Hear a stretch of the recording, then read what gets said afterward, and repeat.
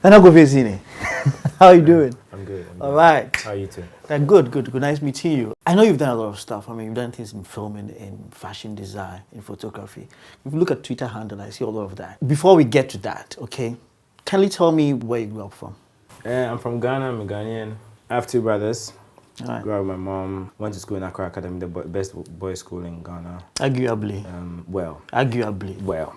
And I went to Tech after that. Before Tech, I did a 2-year diploma in art, commercial art. Where's that? Ultimate School of Art. Then I did a 4-year bachelor's degree in textiles in Kenya University. Then I started working for myself. I mean, I worked with a few people. I worked with a production company for some time. I worked with some production companies from outside the country. I lectured for like a semester in Ashesi University and a few other things around. But mainly I've been working for myself. Okay.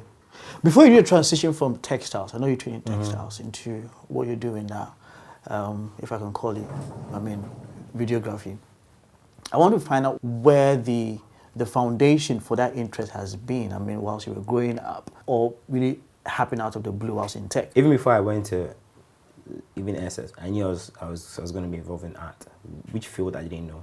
So for me, from the first day I stepped in SS till the last day I left university, it's been like an experimental batch of years for me because I tried lots of things. I played around with lots of mediums, trying to find where I would fit and where it was best for me. Or should I say, fortunately, I excelled at a lot of these fields. So when I decided to branch out into like my own business, it wasn't a matter of choosing one field. Yeah. I just knew some way, somehow they would all come together. Even when I was in tech and I was doing textiles, I was doing lots of things on the side. I was doing costume design, I was doing filming on the side, I was doing photography on the side. So it's been like a learning process trying to find which right medium. But unfortunately, I didn't find one. I realized that because I'm good in lots of fields, I kind of like channel or harness the expertise from all those angles into what I'm doing now. So you see a lot of that playing out even currently at what you're doing here? Yeah. I mean, for this company, NKACC, it's like a... Do you say NCAC or AKCC? It's NKACC. NKACC. Okay, it's not. All right. Okay. I thought it was NCAC. No, lots of people say that it's NKACC. Right. That's much simpler. Let's not go there. Okay, so it's like a creative agency. All right. Production house. We do everything creative, or we can do everything creative. Even though now we're not doing everything. So our expertise comes from photography, filming, from web, because we've done some amount of web, from design, graphic design for print, etc. So it's like a combination of all these fields. Yeah. Based on the fact that I've had experience in all these fields, I've kind of like channeled the expertise, gathered it, and I've surrounded myself with a creative thing that's also diverse. So that's like the core of the company. We're diverse, we can fit in anywhere. So depending on what the situation demands, we're able to provide. But essentially, we are a creative team. Okay. So we can create for anybody. Anybody can be our client, whether you sell water or you have a product to design or you're a television company needing some industrial designs. We have something that we can contribute to that. Okay. It's interesting you mentioned about teamwork and really having a diverse specialist helping you. I know there's one principle you work with. You believe in play. Yeah. What you call, I think, culture through design. Yeah. How, I mean, practically, how does that fit in your work with your team members? Okay, the if thing you is, say play and all that. I know other people who work in other creative agencies or advertising companies, and they are all creative people. I hear them complain about the fact that they are not being themselves. And I think as a creative person, if you're stifled in that level, it just boils down to, okay, let me deliver some amount of creativity, get paid at the end of the month, and then that's it. And that's something that I've never wanted to be in. I've never wanted to be in that situation. So the culture here is about play. When we mean play, we don't mean jumping about and throwing pencils at each other. But what we mean is, when you look at a kid, the way a kid thinks, kids have some of the most brilliant ideas. Yeah. Kids question things that an adult won't question because some way, somehow, your experience in life makes you boxed up in a way. Quite gauged. Yeah, but when a kid is asking you a question, you never know where the question is going to come from. So we take that approach, and asking ourselves those questions, it helps us solve problems from angles that a regular creative agency will not be able to solve it. So I mean, if we're doing a music video or we're doing a documentary, documentaries are meant to be sit down, talk with a person, to camera, straight. we will decide to do it another way. Okay. And in deciding to do that, it means that from the onset, we have a problem to solve because everybody is expecting it to be this way.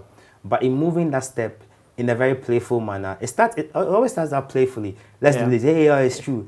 And then we sit and then we think through the process. So our thinking process is not conventional. We are always in a zone that we are solving a problem that the normal person won't see. But after solving that problem, the end product ends up becoming a standard for other people to pick up on. Yeah. So that's like the basic principle we work around. I mean, we play a lot. At times we throw pencils at each other, but I like the analogy of the kid thing. Yeah. But I'm a challenge you're working with adults, so you Yeah. expect them to also go into that. So has that been difficult to get? Oh no, obviously they are. I mean, working with creative people has never been easy. I'm a creative person myself, so there are times where I switch off and I don't want to do something. There are all those little challenges that come up. But the thing is, when you build a system around the way somebody is, you're able to solve the problems, and then the system sits eventually.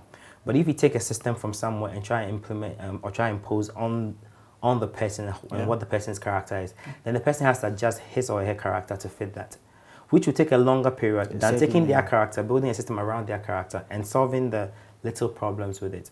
I mean, we still have issues with certain things, but we've gotten to the point where we can laugh and joke and do things unconventionally, but we still get results.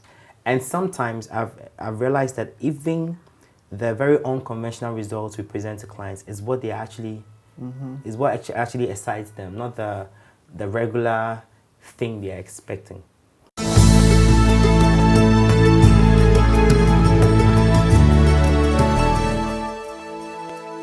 I see your job is really more than what we know as directing of films and doing some other work in art. You're also really playing, I won't say playing, but working with minds here to achieve a particular objective. Yeah. And that can be a full-time job. I mean, for It some is people. actually, because I mean, I love football. I'm sure you also love football, and I do. I've begun to respect coaches even more, because then you have 22 individuals with their egos, with their creative abilities, with their problems, with their unique talents, and you have to manage. I'm managing a team of maximum like 8 people, and it is very, very difficult because I have to manage myself first because I'm a creative person, and then I have to manage them. So I mean, it's dicey, but it's a great learning process because you get to know everybody individually, and I can say that it's helped me build structures. Some of them I've written down on paper, some of them I've not, but it's helped me build structures and philosophies in my head that going forward, when my team becomes let's say a team of 50 or 60, those same basic principles will translate down from these 8 people I've worked with and knowing them, and other freelance people I've worked with to that massive team that I'll be working with. So currently your staff strength is how many? We are about 8, plus or minus, full-time, part-time. But the thing is, the key thing, once strength to our business is we're able to do big things because we surround ourselves with a team of freelancers. Okay. I was freelancing myself, so I know the strength, and I know lots of freelancers out there. So I mean, for the core things that we can do in-house with the limited time we have, we're able to outsource, and then we're able to channel same principle, be able to get the best out of these freelancers, because you know what makes them lazy, you know what makes them work, so you know how to motivate them to get the best out of them. And I think that's been one of the strengths of this business growing.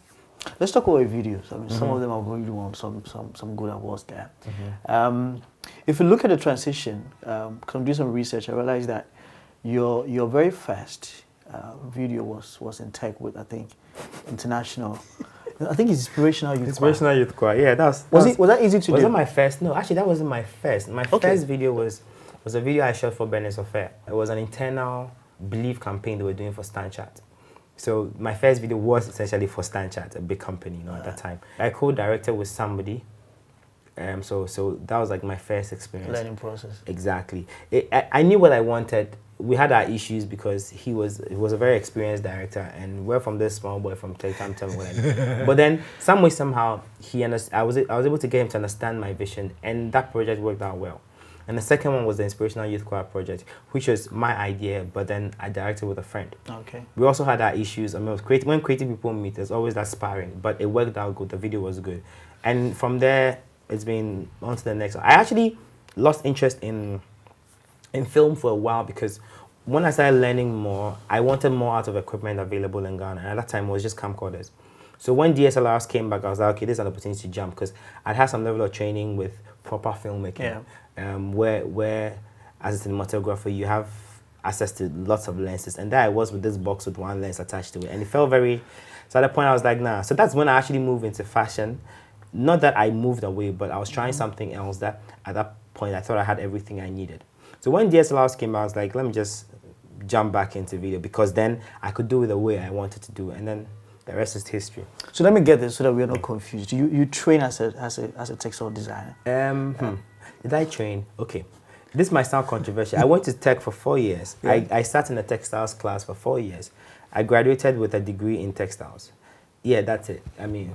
Yeah, I mean, typically, conventionally, you were educated in textiles. No. What I'm trying to say is that, I mean, really, in terms of practice now, my thinking is you move into video, and you said there was that space where you had to, because of the audit of the time, you have to move back into textiles. Yeah. So I see a kind of a triangular, a squiggly movement. Exactly. Exactly. The thing is, maybe, and this might sound controversial, maybe if my course in tech was involving enough or was engaging enough, I probably I wouldn't have moved to other fields, because then I would have been sucked up into the course. That's a serious critique. Yeah, I know. I'm saying it. I've said it before. I'll say it again. But the thing is, the course was very loose. You had a few courses in there that were structured to fit a young person trying to build a career for themselves. The rest was just, I say, book long, where a lecturer comes to class. So you're not enjoying the class? I never did. I mean, in third year, my lecturer asked me, who are you? And I've been sitting in his class for 3 years. Yeah, these are some of the issues that were there. So it's like you were cutting classes because I was. That was intentional. It was intentional, because at the point I realized that I would come to class, sit through the class, and deliver, say, 80%. And I would cut class and read a note from somewhere and still deliver 80%. All right. And I was at the prime of my years. Okay, so it was you might call it bad, but it was the thing I took for myself. Okay, so if I'm in tech and now I can do things and not get punished for, like I can take on a job from another person in the university, do it for him for free or for little money, and if it goes wrong, he won't really get it, because then, I mean, he won't really be angry because we're in the university. It's permissible. Mm-hmm. Why don't I make my mistakes now? So when I get out of a university, I'm able to do it well. But then my lecturers expected me to stay in class from 8 to 5 every day, and they were not teaching me anything.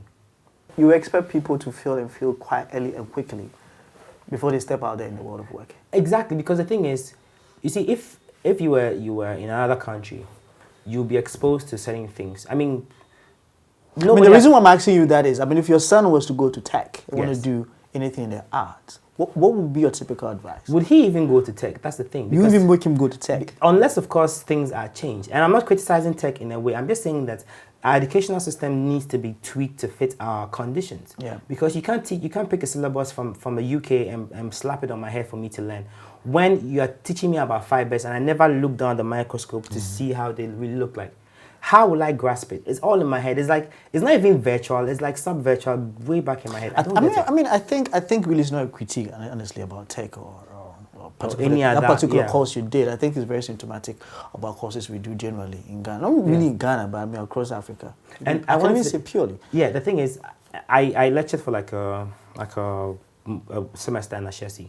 Okay. I was teaching design as a problem-solving course. And that course, even though I was teaching it, changed the way I think about art. Because usually art is about, and the decoration and making it look nice. But it goes past that, because creativity in a sense is what drives engineering, it drives health, it drives agriculture, etc. So if as a base we are thought to be creative, not artistic, but thought to be creative, meaning that you take what you have, take a problem and solve it using problem-solving principles or skills. Yeah. Most of our problems in Ghana or Africa for that matter will be solved. Because when I was teaching them, I mean, some of the assignments they had, I mean, an example was you're giving paper and beans to build a bridge. And it triggered people's thinking. Even the lecturer, it triggered my thinking to be able to get to a point, to be able to critique what they were doing. And it was a basic thing, paper and beans. And that solved lots of problems. We're able to generate lots of ideas from that. So if our education system can actually suck some of these things, these principles into it, I think in terms of talents and brains in Ghana, we have too much.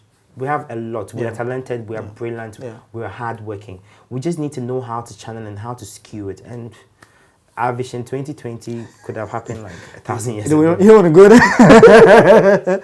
Anyway. Your very first award, correct me if I'm wrong, with I think was it the British Council? Yes, it was International Young Fashion Entrepreneur Award. It was like an entrepreneurial award for fashion designers in Ghana. So British Council gathered a few.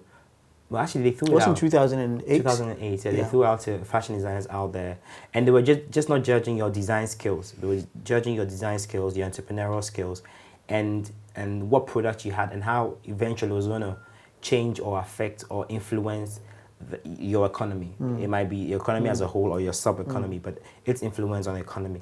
Yeah, and I came out first place in Ghana, so I represented Ghana in London with 9 other finalists from around the world. I mean, that experience was Massive. mind blowing, because I mean, I was sitting in fashion shows I never thought I'd be able to sit in. I talked to people, I spoke to people I never thought I'd ever meet. And the experience was massive. Actually, that's one of the reasons why when I came back, I took a little break from fashion, because there I was, a young boy from Africa working in London, thinking that this is what fashion is, and that's not what it is. And I'm sitting back and I'm thinking, so why have we been thinking that's what it is all this while? And I come back to Ghana and I'm looking at the industry. I'm trying to teach the young people around me, and their egos start stepping in. I was like, okay, let me just take a break. The nice thing is now Ghanaians are understanding fashion. Yeah. There are like 2 or 3 fashion weeks, so we are getting to that point. I'm going to come back into fashion in a few months, but I'm getting back because now I think it will be easier. It will be easier to do it. Not that somebody has done the work, but lots of people are putting in work. And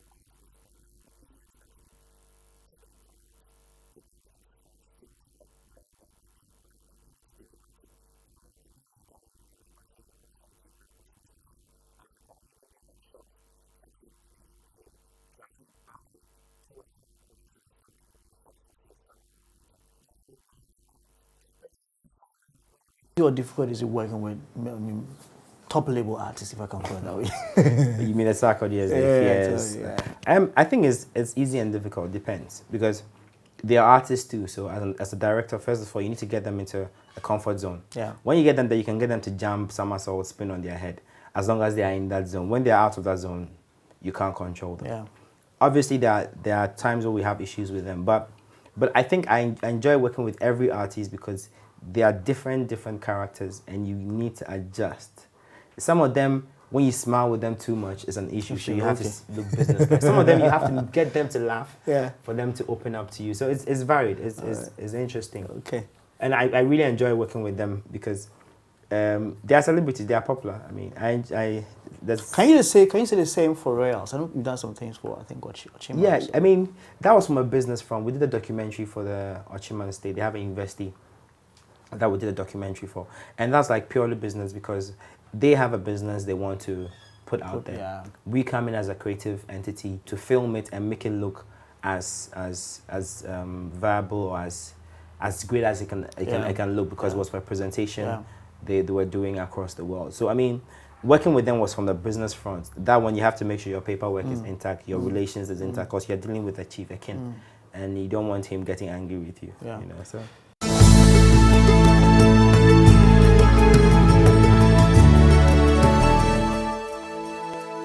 One thing I'm always curious about is, I mean, you've gone into entrepreneurship for some time now. Do you feel the choice you've made to carry your own sand has been easy? Easy, no. Best choice, yes. Because You wouldn't trade it for anything? no, never. Okay. So do you feel fulfilled?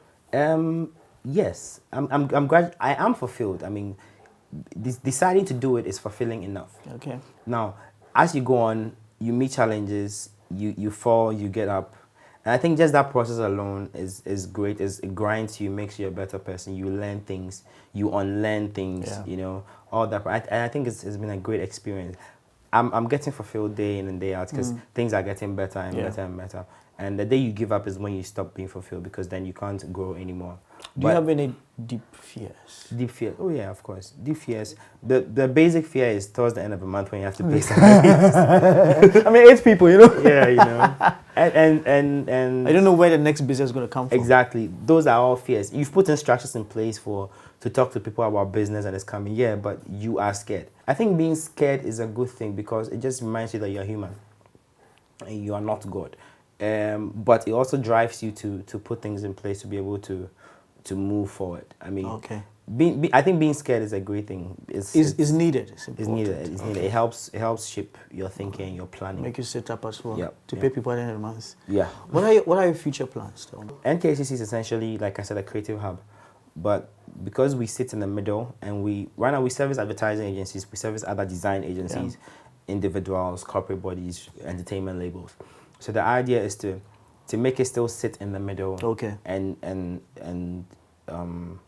sort of like set up the different wings for itself. So we are a production company, creative hub now. We're probably going to set up like an interactive media hub wing. We're going to set up like an advertising wing. Eventually, we're going to go into film. I mean, and technology is abundant now, so we might probably do some things in technology from the creative point of view. At least probably, that interface. Exactly, interfacing and maybe apps. I mean, I think the future is great because every day new technologies come out. So the more they bring out technologies, the more we'll tap into it and see what we can do. But in the near future, I know we're going to start going to film very, very soon.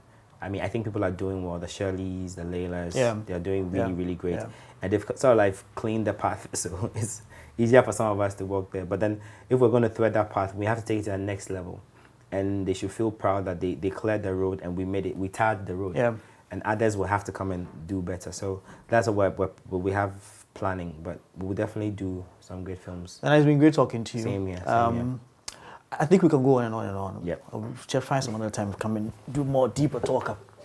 Okay. Before we end though, this show really is looking at people carrying their business to go along. And we use sand as a symbol to demonstrate that, because if you have sand in your palm and you take some bit of journey from A to Z, Definitely you still have some dripping. Yeah. But you need to have so we need to show how much you still hold on.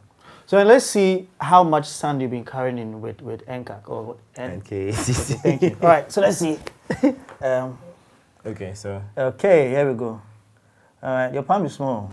No, but that's a lot of sand. Really? Let me see. It has diamonds, it has. You don't know what's in the sand. All right. You never know. And it's been nice talking to you. Same here. Okay. You made my hands dirty. Okay, bye. All right, folks, it's been great talking to Nana Kofi Asihene. I'll urge you to come back and watch more episodes. My name is Benjamin Yamenu. Thank you for watching.